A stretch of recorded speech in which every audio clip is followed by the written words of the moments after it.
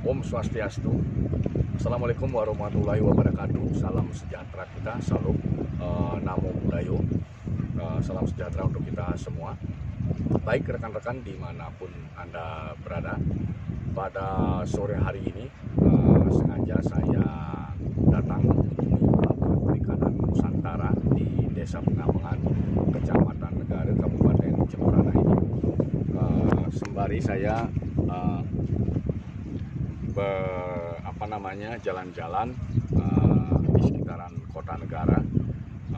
Ini merupakan salah satu kekayaan Nusantara, kekayaan Bali, kekayaan Kabupaten Jemberana yang memiliki sumber daya perikanan yang sangat besar sebenarnya, sehingga sengaja saya datang ke tempat ini untuk menyampaikan salah satu tema dalam vlog saya, melanjutkan tema dalam vlog saya, yaitu reformasi sistem politik pada bagian ke-10.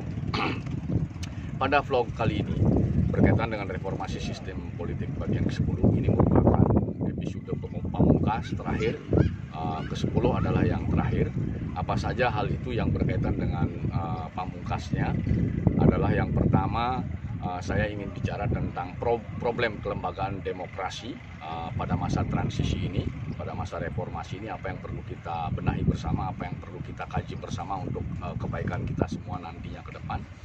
Kedua, bagaimana relasi antar lembaga negara di tingkat pusat maupun di tingkat regional dan di tingkat lokal, termasuk di kabupaten kota.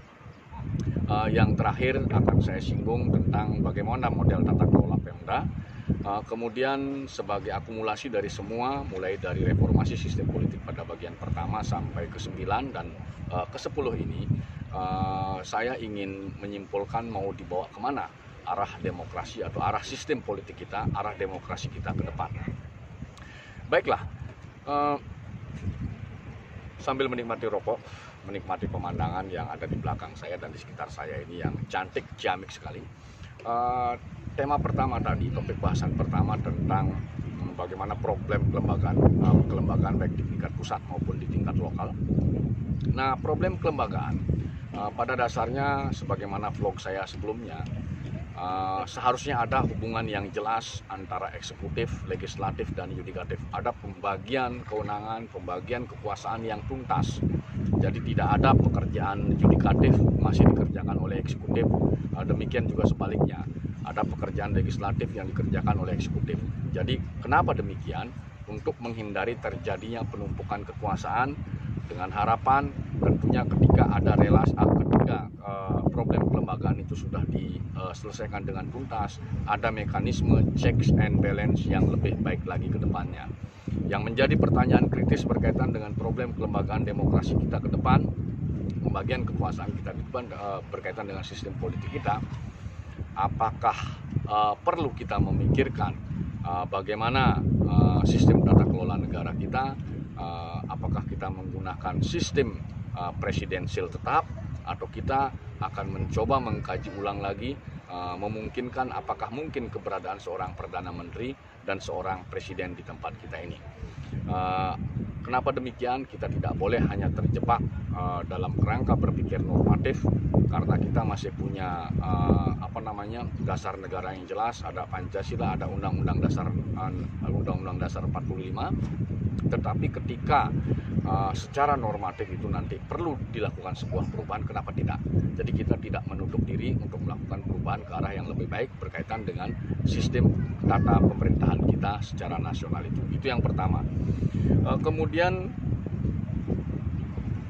berkaitan dengan problem kelembagaan di tingkat lokal, di tingkat regional, pada vlog saya sebelumnya, sistem reformasi sistem politik pada bagian ke-9 sudah saya sampaikan bagaimana hubungan kepala daerah dengan DPRD, baik di tingkat provinsi maupun di tingkat kabupaten kota.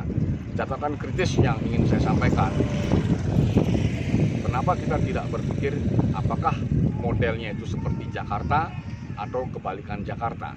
Karena kita tahu semua bagaimana hubungan DPRD dengan kepala daerah di tingkat lokal. Kerap terjadi hubungan yang tidak harmonis, kerap terjadi permasalahan terutama pada proses pembahasan APBD di tingkat lokal atau di tingkat regional itu kerap sekali terjadi persinggungan antara kepala daerah dengan DPRD. Nah, ini tentunya ada solusi, tidak dibiarkan terus-menerus. Artinya ada solusi, langkah apa yang kita tempuh, pola hubungan yang seperti apa yang kita harapkan, yang kita desain, model seperti apa tata kelola itu kita buat, sehingga kedepannya akselerasi upaya pembangunan untuk mencapai Indonesia maju bisa direalisasikan dengan lebih cepat.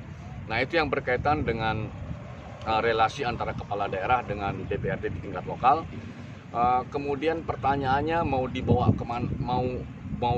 kemana sistem politik kita, mau dibawa kemana demokrasi kita.